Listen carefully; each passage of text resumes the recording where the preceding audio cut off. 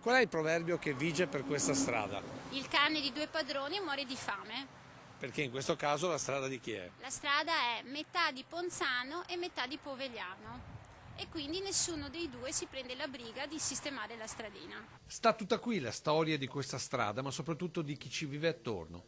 Siamo in una laterale della provinciale che dalla Postumia porta sul Montello, nel punto di confine tra il borgo di Sant'Antonio di Ponzano e Sant'Andrea di Povegliano. Via Pascoletto racconta di un antico viottolo per i prati della comunità adibiti a pascolo, diventato nel tempo e con le edificazioni una vera e propria strada. Almeno per la cartografia, perché a guardare le condizioni del sedime stradale, ma soprattutto la totale mancanza di protezioni da uno dei canali di irrigazione della Brentella, di via comunale c'è davvero ben poco.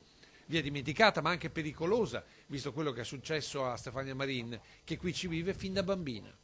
Siccome ci sono le buche, di conseguenza io rimango da questa parte con la macchina per evitare le buche. Scivolata e la macchina è andata a cavallo di questo fosso.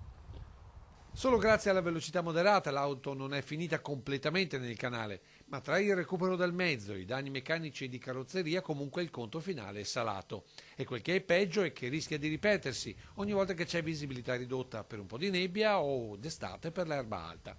Per questo Stefania Marin da tempo ha cercato risposte nei due municipi. Sono andata sia al comune di Ponzano e ho parlato con l'assessore e l'assessore mi ha detto che sta valutando.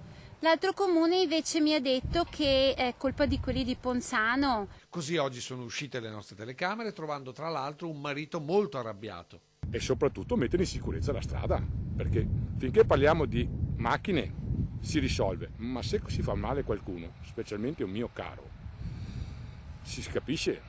E tra gli arrabbiati c'è chi qui ci vive e chi sta costruendo per venirci a vivere. È tutta una buca, poi rischiamo anche di entrare nel fosso, perché? Perché non c'è il guardrail, non c'è niente, quindi, signori,